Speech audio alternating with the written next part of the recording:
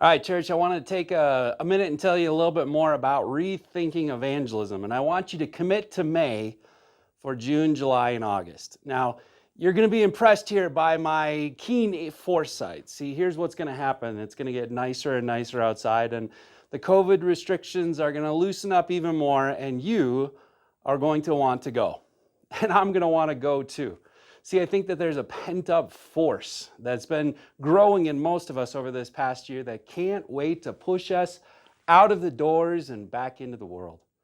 Now, I hope that that's been happening for us spiritually too. I hope that your life with Christ over this past year has been growing, that it's been swelling, and that it wants to push you out the door back into the world to go and do good. Now, at some point, though, our going needs to be more than just in deed, but also in word. Jesus tells us in the Great Commission that we are to go, therefore, and make disciples of all the nations, right? And so the world will know us by the fruit of our deeds. That's good. But Luke 4:47 reminds us that the repentance for the forgiveness of sins should be proclaimed in his name to all of the nations. See, doing good is kind of the easy part, and it's the feel-good part. It's the telling good that can be more of a challenging part, especially for those of us living here in the Denver area. How comfortable are you with that aspect of your faith? 1 Peter 3:15 says that we are to be always prepared to make a defense for anyone who asks us for the reason for the hope that's within us as believers. I don't know about you, but I want to see God do more in the world around me through me.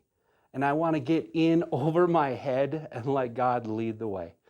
Now, there's some strong obstacles that tend to hold most of us back from sharing our faith. And one of the biggest ones is simply fear.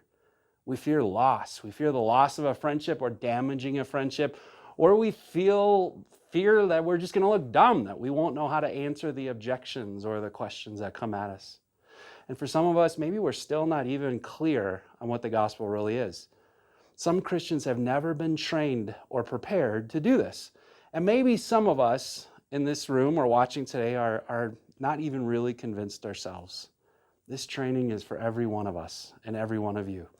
So, no matter how long you've been doing this following Jesus thing, I know that you will benefit from coming and hanging out and doing this series with us. On one hand, it's way more than you can think. You know, all of this evangelism stuff and apologetics and thinking all these through. And at the same time, it's way simpler than you'd ever think it is as well. So here's what I'm asking you to do. Commit to May.